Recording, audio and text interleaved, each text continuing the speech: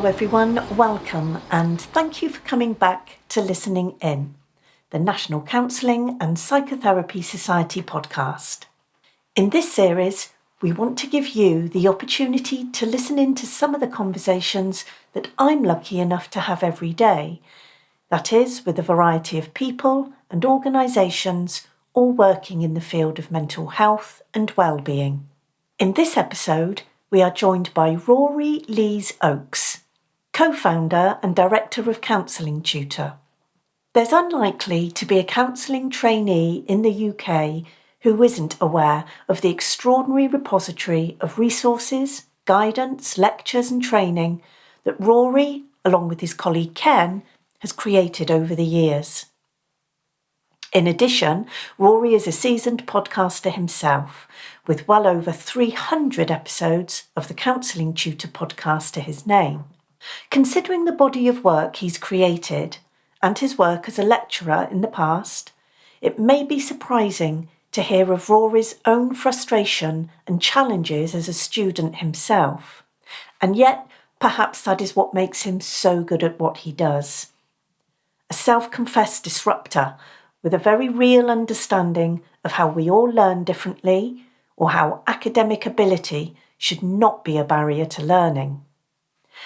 As Counselling Tutor launches its latest course about working with autistic clients, Rory and I discuss how important it is that the profession evolves in order to survive and be relevant in 2025 and beyond. We're a changing profession, he says. We're moving into a brand new world, and what we do now, today, may not be what we do tomorrow.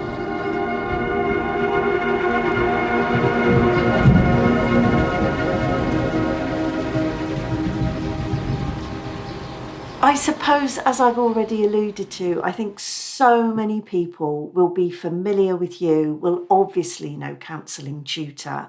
Obviously, those that are in our profession, I'm not making the assumption that everybody listening to this is going to be a practitioner or student, but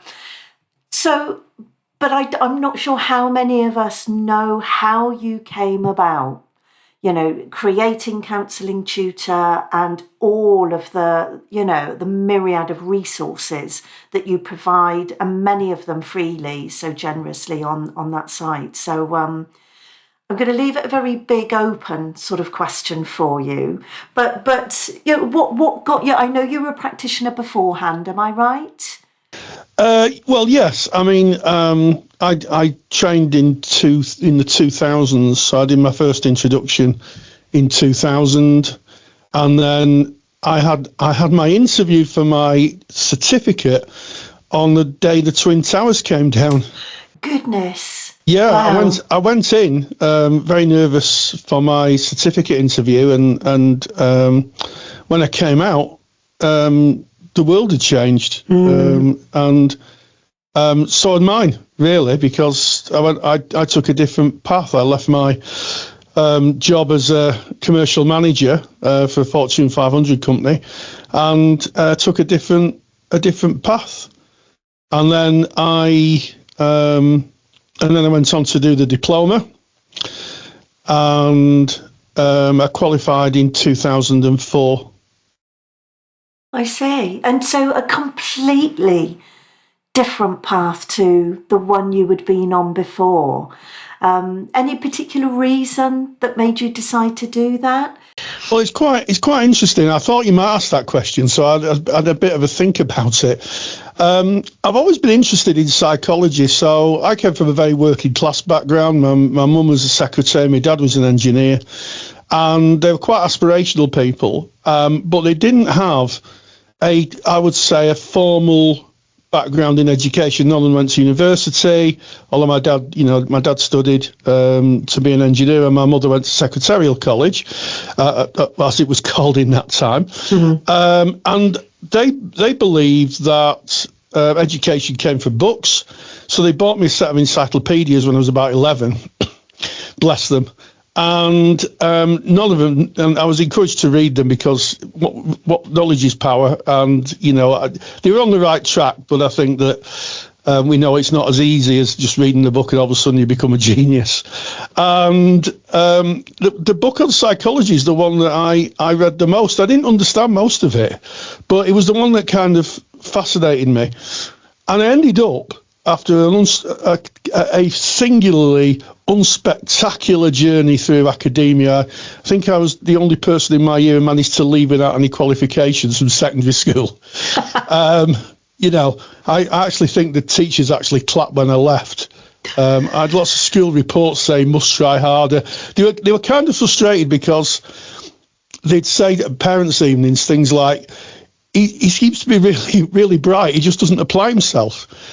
And to be frank, there was nothing that was any interest at school for me. Why am I doing French? Why am I doing metalwork? I hated sports. A real square peg in a round hole. So I left, and I had a kind of hankering to get some form of education. And I guess my first formal exam was when I was in my, trying to think now, I'd say my late 20s, and that actually was the City and Guilds. I took a ham radio license. Did you really? I took a ham radio license, and I wanted to be a radio engineer. That was what I wanted to do. At the time, I was working in retail. I was working in shops. I sold cameras and photographic equipment. But what I really wanted to do was be a radio engineer, and the maths defeated me. I was just no good at maths, and of course you got to have some. So that was another career path that spectacularly ended. But I still retained my ham radio license. I'm still active in that area. And then I decided, when I was a commercial manager, I'd left retail and I got a job as a sales rep, and I decided to go back and do an A-level in psychology, and that was a spectacular failure as well. There seems to be a pattern here, doesn't there, of trying hard to get into academia and it not kind of being the right path. And I left that halfway through, and then one August, September, I was looking at the local newspaper, and there was an advert for a local college to be a counsellor, and I thought, I've got that. So I wandered in, and it was the most life-changing 10 weeks of my life. Wow. Yeah. When I came out, it was like I just need to leave the profession I was in, because it clearly was causing me so much distress. And I did actually have a nervous breakdown. I like to call it a nervous breakthrough, because I left behind a lot of difficulty that I had in my job, and chose a path which I like to think was a bit more genuine. I qualified in 2004. I was broke, and I'd been living on beans on toast for 2 years. And I thought, what am I going to do now? And I thought, I'd always fancy being a teacher. Perhaps I could do a better job than the people who taught me, because they were rubbish. Most of them won't be around now, but they weren't great, really. So I asked if there was any teaching vacancies at the college I was at, and I was told that I'd have to wait 2 years. And then in the January, so I qualified in the August, and in the January, they phoned up and said, you want to do some PD facilitation? So I said, yes, please.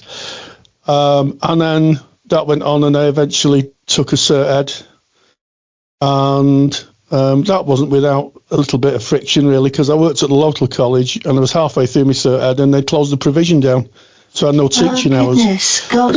Yeah, but I did have a couple of other jobs. So I was support worker. I see. And I was going to kind of settle for that, really. And I thought, I just really want to teach. Anyway, I looked one night on the computer jobs, and I found a vacancy in Warrington, collegiate, which was initially for a year. They were going to close the counselling provision down, but they had a level 4 cohort they wanted taking through before they finally put the lid on the qualification. So I went with the kind of Faustian pact, if you like, that I'd get a teaching qualification, I'd have a year's work, and at the end of it, I would just go on my merry way. And for some reason, they kept me on, and we built the provision up, and I was there for 10 years. I finished in 2016 as a senior lecturer, and I don't like to boast, but, you don't get anything if you don't shout out. I actually won a teaching award in 2015 for outstanding use of technology in education. Oh, wow. Yeah, I was on Britain's Classroom Heroes. I thought you were going to say Britain's Got Talent there for a minute. No, I don't think I'd make that. Can't sing. That's another thing I can't do. I'm not good at that. But yeah, I mean, it was on at 6 o'clock on a Sunday when no one's watching. But yeah, it was nice. Nice trip to London. Nice meal. A lot of speeches. Oh, but what incredible recognition! There's already so much that you've said there that's so fascinating, Rory. Whether that's going back to your interest in radio engineering, things like that, and already those little nuggets of an interest in psychology, and there's this sense of just being interested in what makes things work, and actually, the other thing that really stands out to me is just that tenacity, despite your attempts at studying and what you saw as failures.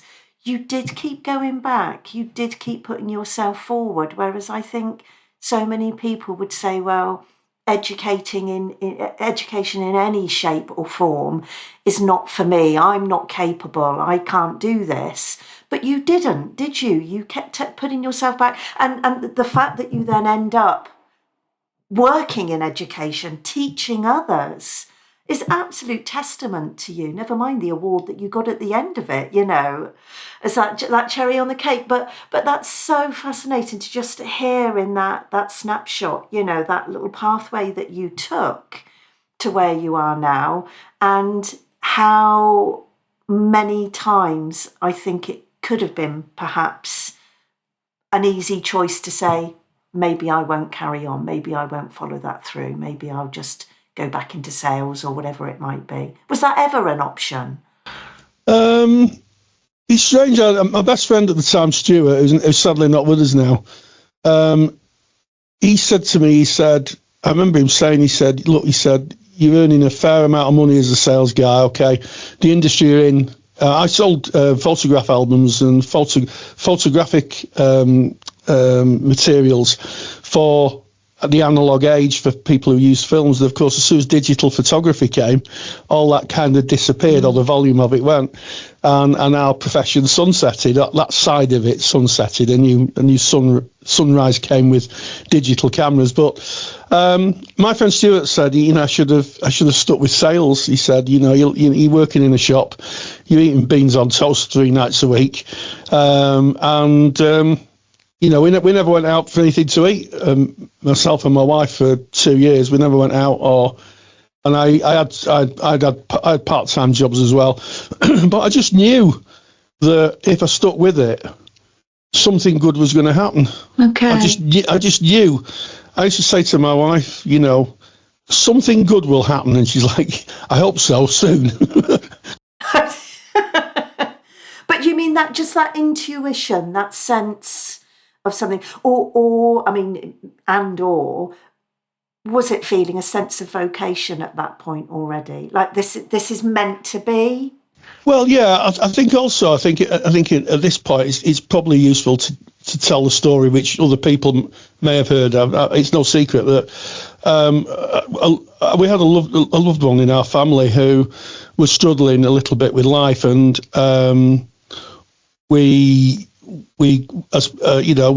myself and my wife, it was my daughter, that's no secret either, and we tried to find help for her, and we discovered just how tough that was. We in the 1990s, it was the Wild West. People complain of unregulated therapy now. You should go back to the 1990s. It literally was like the Wild West. We met all sorts of weird and wonderful people. And the wonderful people we met were at Mind, our local Mind. And she was offered help there, and I was so grateful that I thought, I could help. And then I soon realised that really there was no really vacancies for photograph album salesmen in a mental health charity. So I volunteered. I did a bit of volunteering and ended up chair and director of the organisation for a time after I qualified. And then subsequently, the end to that story, and this is again no secret, is my daughter was diagnosed a few years ago with autism. I see. And as was my grandson and myself. Who knew? Apparently everybody. And that was kind of very helpful. So there was a big driver there, and also I thought that I was making a difference. I thought it was something I could do. It felt a comfortable place to be. And I was really happy at Warrington Collegiate. I had tenure there. I was senior lecturer. I did pretty much what I wanted. I was the strange man who sat in the corner, and people kind of left me alone. My manager would have a meeting once a year and say, "It's all seems to be going very well, Rory. Now if you could just go." Because I wasn't particularly. I was a bit spiky. I was a bit precious about the provision. And then I met Ken Kelly, that's the start of the Counselling Tutor story, really. Ken was one of my students, very talented guy in his own right. He came to study counselling, he qualified, and I'd started a YouTube channel at about 2011 it started. I had a look earlier today, 2011, put my lectures onto YouTube. Oh, I see. Yeah, so what happened was that it was a lot of coincidences. A lot of the students wanted a bit more, and the way I did that was to record little lectures that I put on the college virtual learning environment. And it was the time when people were getting smartphones, so they could play it on the smartphones or they could play it on the computers. It was just coming of age.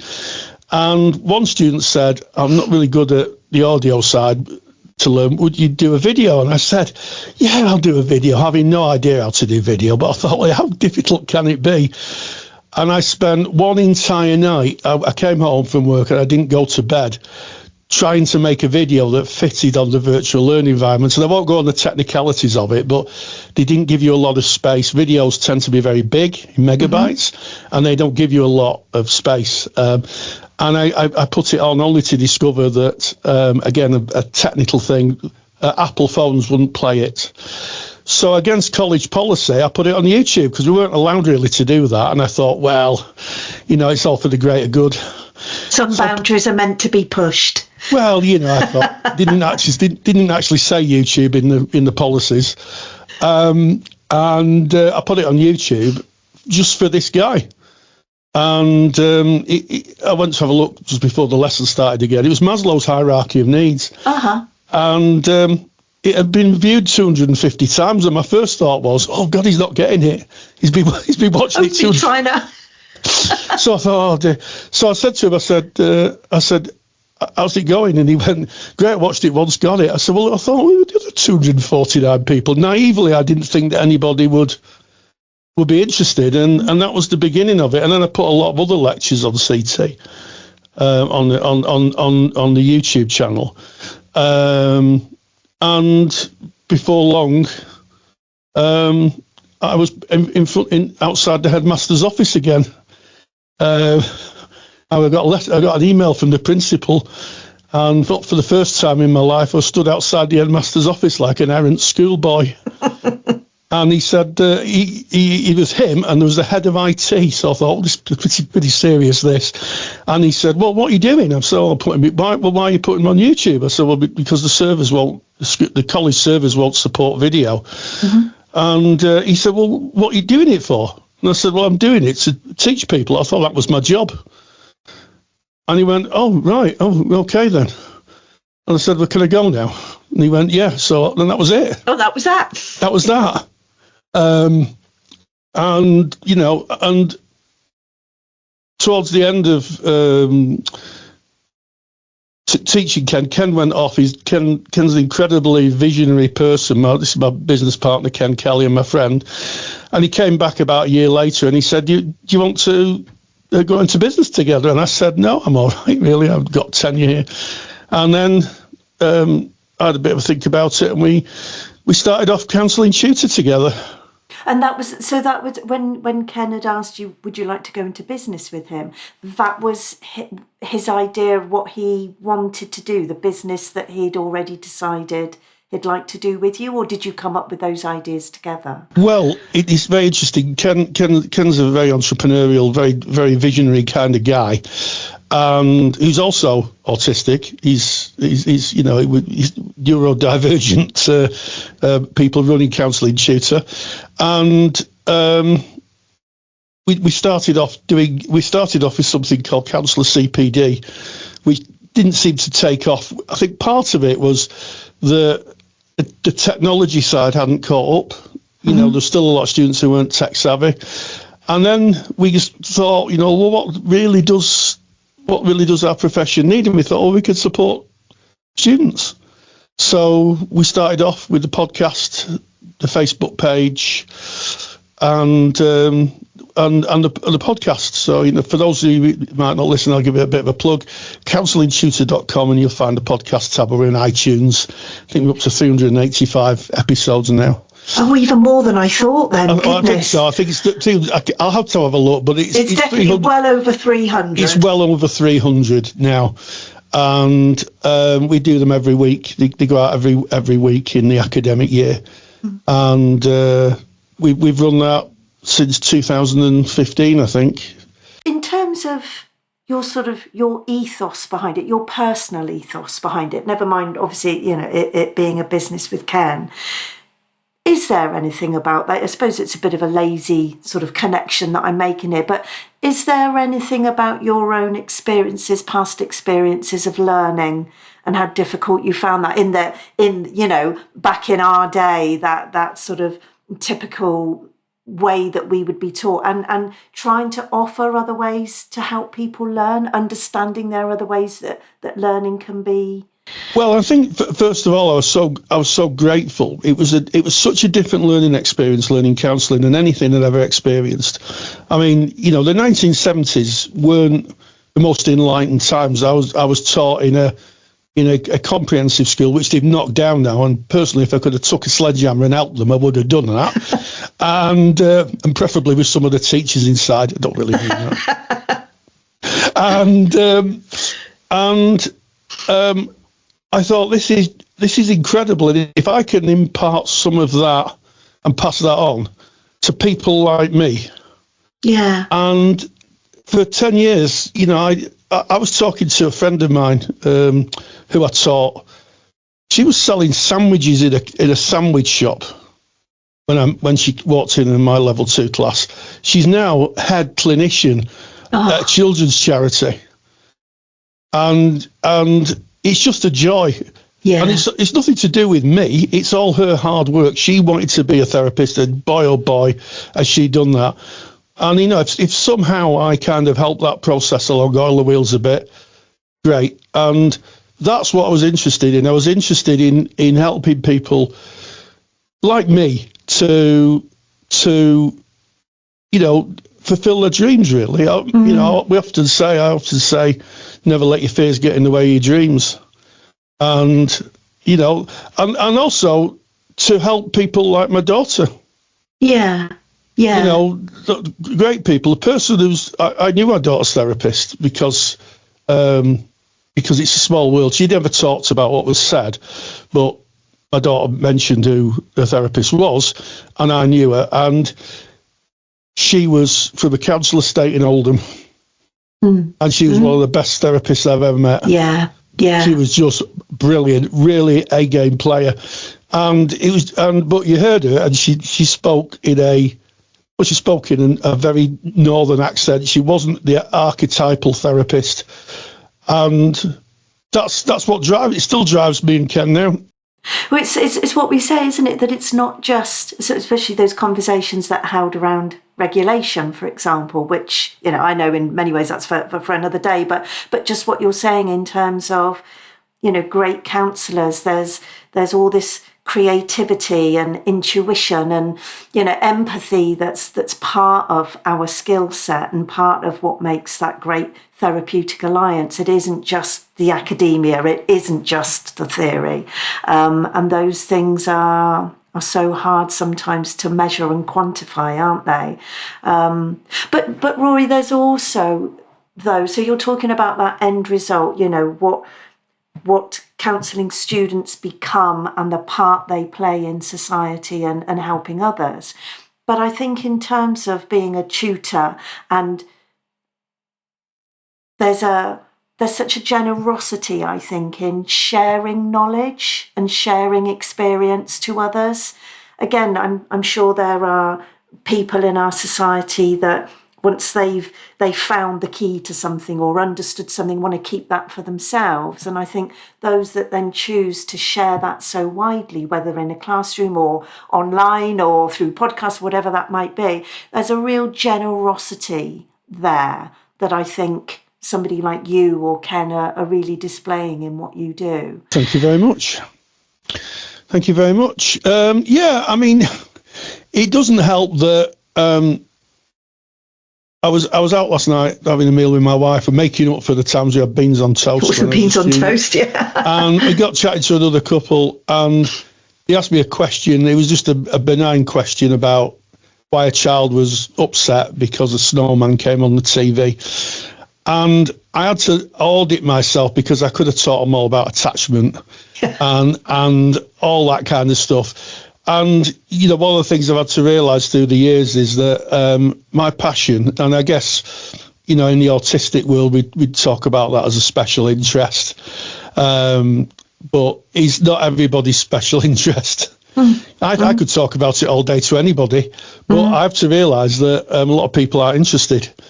And that's been a bit of a hard lesson. So I tend now, my wife kicks my shin, so I know I had to stop. It's like my volume control, gives me a dig under the table. It's like, I have to stop now.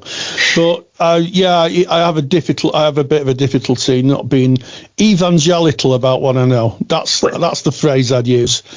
What is it they say? Know your audience, don't they? I think. Yeah. Yeah, I believe that everybody should know it, and unfortunately, everybody doesn't want to know it. So, it is about the audience, and I guess to some extent, our own experience has forged the other things we've done in Counselling Tutor, such as, autism has played such a big part in my life. My grandson is, they would say a high support need child. He's 8. He's lovely little fella. And so his sister's lovely as well. His sister's is a lovely child as well. We love them to death.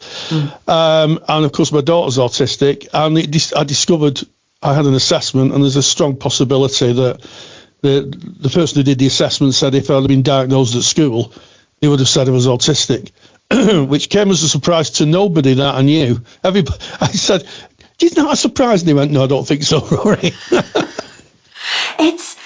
Obviously, so, what a great segue for us to come on and talk about some of the new resources and training that you're doing about for neurodiversity and autism-informed practice. So obviously you've mentioned your own personal experiences and for me, it obviously, the awareness that we're now able to have, the understanding that we now have, the knowledge about neurodiversity, it's sort of, do you know what it makes me think of? I was thinking about it before we came on to speak today.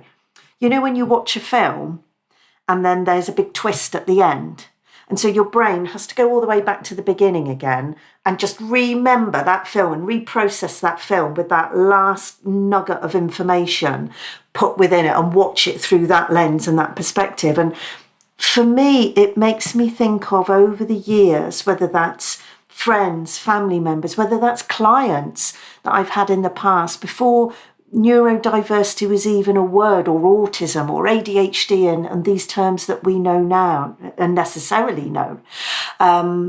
I look back and I think, my goodness, how much of the work we did, which I still hope would have been beneficial and helpful, and I'm sure it was, but you put it in that very different context, with neurodiversity, and you think, my goodness, how much I missed in those clients, or how much they didn't understand of themselves, what gaps, massive gaps there would have been. So what about you? Is it just your personal experience that's brought you on to creating this course, or? Yeah, I mean, I think that John Sheehan, who was very famously a student of Carl Rogers, probably the last great exponent of person-centered therapy in the States. He died in 2003, and he famously wrote in his principles that all theory is autobiographical. And I think that John Sleeton's 7 principles, that's one of them. And the other one was do what you want, but call it what it is. Resonated with me. I carried his principles around with me for years. I still have them to hand because they're kind of 7 elements of truthful practice. What drove us to it was that we were realising from emails and conversations that this was an area that was missed in training, along with trauma, I have to say. But this is an area that's missed in first trainings. And it's essential that people understand it. The neurodivergent community is an emerging community. And it's emerging out of people finding voices, but also the fact that the psychiatric community is having to very quickly reassess things like borderline personality disorder, which I read recently in an article in the BACP. There's an article published, a piece of research. They were saying that more women are diagnosed with borderline personality disorder than men. And here's the thing. Women are harder to, autism in women is harder to pick up than it is in men, because all the research has been done on men. So it's no surprise. And, there's a sense of urgency in producing this course to fill that gap. Because as you rightly say, looking back, I'm the same. I look back and I think, I wish I'd have known that. Yeah. Wish I'd have known. But you can't live in the past. You can't live in the past anyway. There's no future living in the past. But you just realise just how many gaps there are that need to fill. And neurodivergence is one of them. And people need support. So we built a course, and we made it low cost. It's lower cost, to try and get as many people to engage with it as possible, so they can help clients. They can help neurodivergent clients. And we just ran the first one, and the feedback's good. There's a few things we need to tune up on it, and I dare say I'm on leave at the moment, but when I get back from leave, I'm sure that I'll be tinkering around in the engine and tuning it up, and and it's important. It's pressing. It's important. Everything we do in Counselling Tutor, from myself and Ken, I can speak for Ken here, I think, is it's about unmet need. And if we can fill that unmet need, whether it was the online and telephone counselling course we created during the COVID lockdown to help practitioners move their practices online, to the trauma-informed course we built, to the supervision course, to the autism course, it's to fill an unmet need. Yeah. I love that word urgency that you used. It does feel like that. And you're right. I think perhaps training and counselling courses aren't maybe, of course, this isn't, well, it is a sweeping statement, but I'm sure there are exceptions. I don't always think it catches up quickly enough with embedding, like you say, whether that's trauma, whether that's better education about suicide and suicide prevention, and whether that's things now, neurodivergence and those aspects of the world around us, that we're having to reframe everything we look at in our work now, aren't we? As we said a moment ago, through those different lenses. So So what might somebody find? So is the course actually launched yet? Is it available now? Yeah, I mean, the course is available now. Okay. We've just launched. We run them through what we call an alpha and beta test. So we run a small cohort through the first one, and then get the feedback, and then we go under the bonnet and tune it up. And we're going to run a beta in January of 2025, and after that, once it's tuned up, we'll launch it officially. But yeah, and it's done in the education side of it is slightly a newer idea in education. So we have one day of teaching, and then the rest is done through a series of videos that I made and voiced. So if you don't like my voice, it's probably not for you. And also we have a learning community. So some modern education pedagogies, that's a posh word, isn't it? How you teach, is about community learning. So we have a dedicated community, online community, that's not in a social media group. Mm-hmm. So it's a platform that's secure, that's GDPR compliant, and that people could go in and share their ideas and start the conversations, and we have facilitators within that group. So it really is a new way of learning. And one of the things that I've seen as an educator over the last few years is traditional ways of teaching now are becoming, I think they've had the day. I think there's some things you can take away, but we live the students are more tech savvy. They expect technology in education now. They expect to be able to reference materials again. So the idea of the video is they could keep coming back. The course is open forever, so people could keep coming back, logging in, and we also tell people if we've had any additions. So the course never ends. We just keep adding resources. It's like a living document. It's a living document. It's a living resource. Yeah. And, we can mail out or communicate and say, look, we've updated this, we've updated that. Certainly a neurodivergence, because as I was writing the course, I started in April of 24 doing the research, and that was about a month of just conversations, looking at papers, trying to get a sense of what the learning point should be for a practitioner, and I had a lot of consultations with some very talented people who gave me a lot of pointers on that. But it became clear that even as I was writing it, some of it was going out of date because there's new research coming. So we've had to put a disclaimer in saying it may be that as this is an emerging community, we may very well be reviewing things, and you should come back and we will update it as we go, because it is continuing. It's in flux is the word I'd use. In flux. It really is. I think it's it's exciting as well, isn't it, when a light is shone in these areas that we hadn't recognised before, or we hadn't been able to describe or give a word to or a label to before. And then it's about just finding out where we sit with it, isn't it? We pull in all that information, we share all that information, and then more comes in and just adds to it. And I think there's a lot in our world at the moment. It's funny, you talked about the Twin Towers, didn't you, when you said you went for your very first interview? And there's something going on, I think, at the moment where so many different aspects of human experience are becoming named and recognised. But we still need to sort of find our place in that, don't we? Where we sit as individuals, how communities are going to work with that, and of course how that then gets taken into mental health and counselling practices, etc., etc.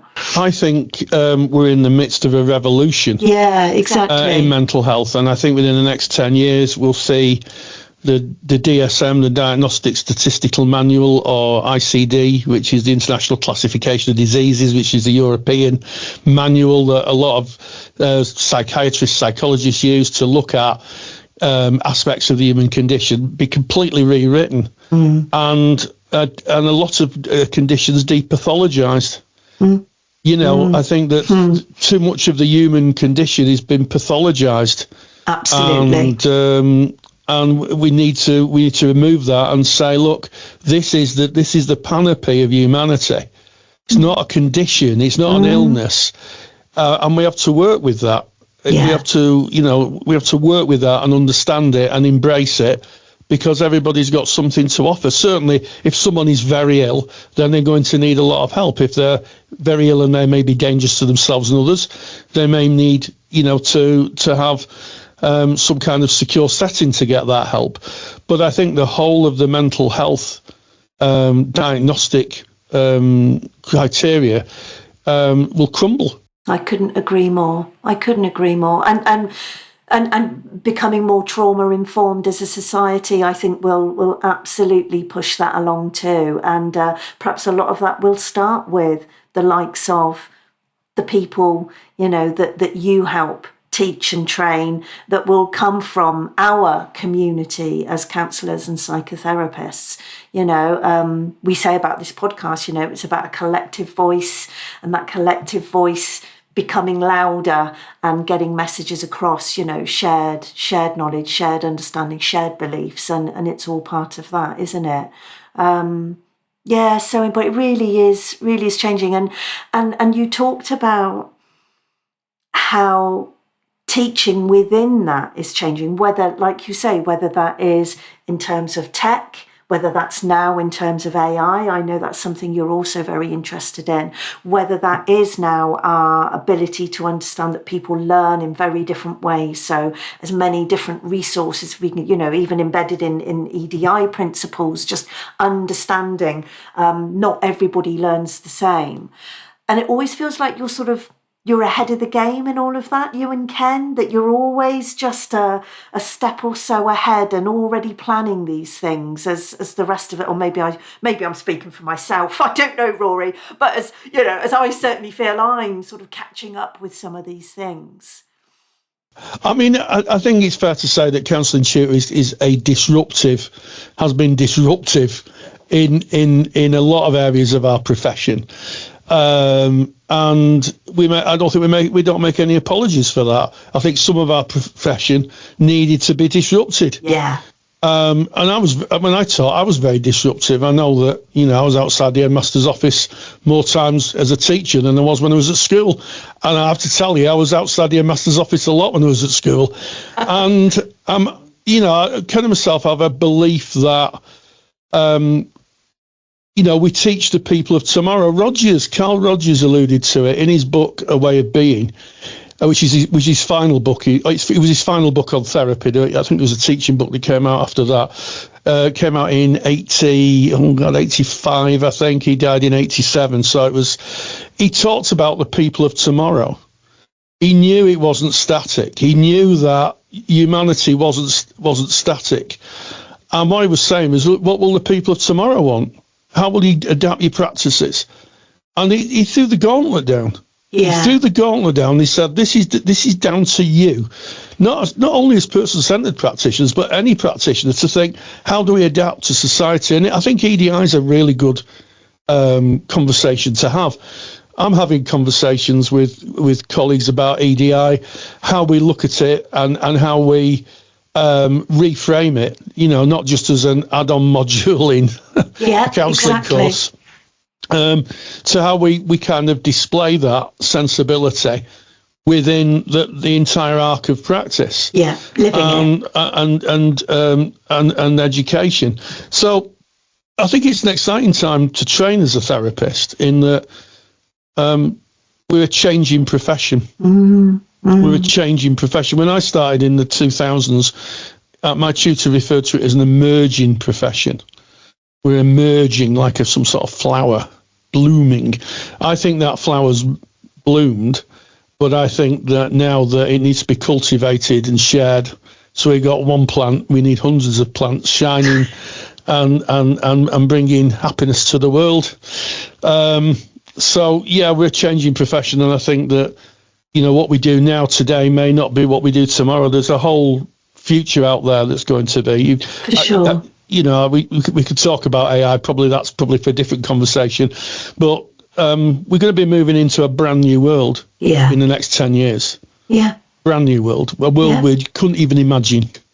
And as we know, we're already seeing that, you know, and many of us may be desperately trying to put the brakes on it. But, you know, it's I'm mixing my metaphors now, but I was just going to say, but the horse has already bolted. That's nothing to do with putting brakes on, I know. But but it's there, it's with us, and it's about just making sure that we can harness that for better and for the good of our profession and for the people that... Got to lean into it. It's an exciting ride. Yeah, you know, I'm still excited about the profession and what I do as when I started as a student. You know, I get up every morning and I go, I can't believe that I'm kind of doing this. You know, it's like, oh, wow. You know, I'm still excited about it, but I'm more excited about the directionality, and also I'm very excited about people who are coming into the profession.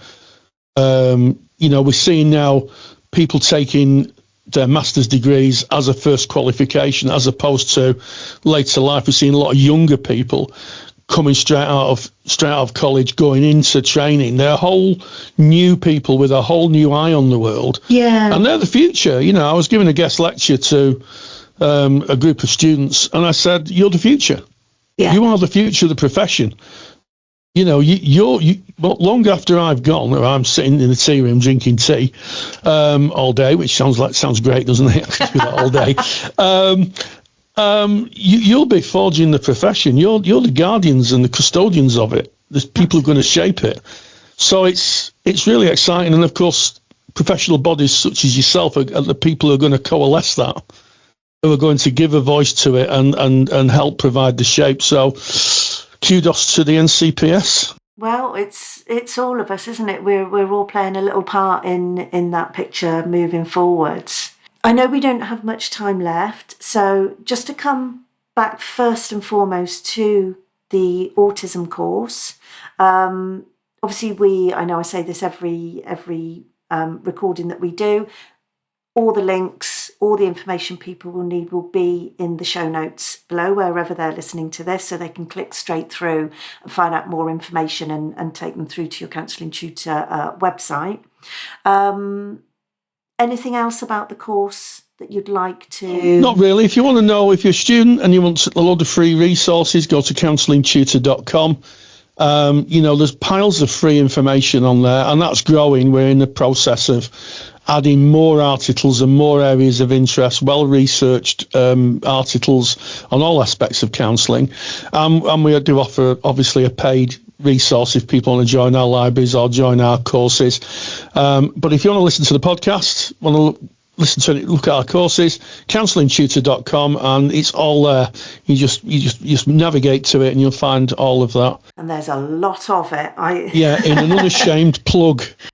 No, it's what this is all about. It's absolutely... Tea bags are expensive nowadays, and I need to keep my tea bags up. What else, Rory? Looking ahead, is there anything else, any other projects you and Ken have got coming up for 2025, or? Well, we're always kind of thinking about stuff. Historically, we've never revealed what we're thinking about in advance. Because some of it we think about and we think, well, probably wouldn't work, or the logistics of it. But I think you'll find that there's quite enough there to be going on with on the website. I think there's quite enough to be going on with, but keep an eye. Yeah, absolutely. And your podcast will continue as always. That seems like something that just rolls on and. Yes, I mean, the podcast goes out every week during the academic year. So we start first week in September and we drop the last recording in end of June. I see. And that goes through every year. So, and we're always looking for interesting podcast guests. So if there's anybody listening who's got an interest, a speciality, Rory at counsellingtutor.com. drop me an email. And we're always looking for really interesting interviews, people who are moving the profession forward. We've had some fantastic guests. Well, listen, I mean, what a perfect note to end on. It's been such a pleasure, and thank you. I mean, you are not only just brilliant at what you do and generous in what you give back to the profession, but I have to say, Rory, you're just such a brilliant, lovely, decent guy as well, and that always helps, doesn't it? Thank you very much. And I have to give a call out. If you get a £2 coin and you look on the edges of it, it's a standing on the shoulders of giants. It does indeed. And it's a reference to Isaac Newton, who nodded to all the instrument makers that made the instruments for him, that allowed him to come up with his theories. And I've got lots of giants in Counselling Tutor. We've got a host of giants. Our staff are brilliant, very talented people. And of course, it would be remiss of me not to mention Ken, who's not with me today, who is really a driving force. And you don't hear much from him, but his contribution is huge. So make sure. But thank you very much for your kind words. It's always nice having kind words at the end of a podcast, isn't it?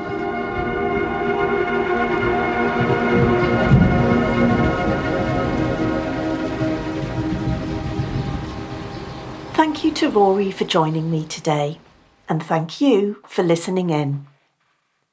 If you would like to delve into the vast Counselling Tutor library or discover more about Rory and Ken's new autism-informed course, all the information and links you'll need are in the show notes below.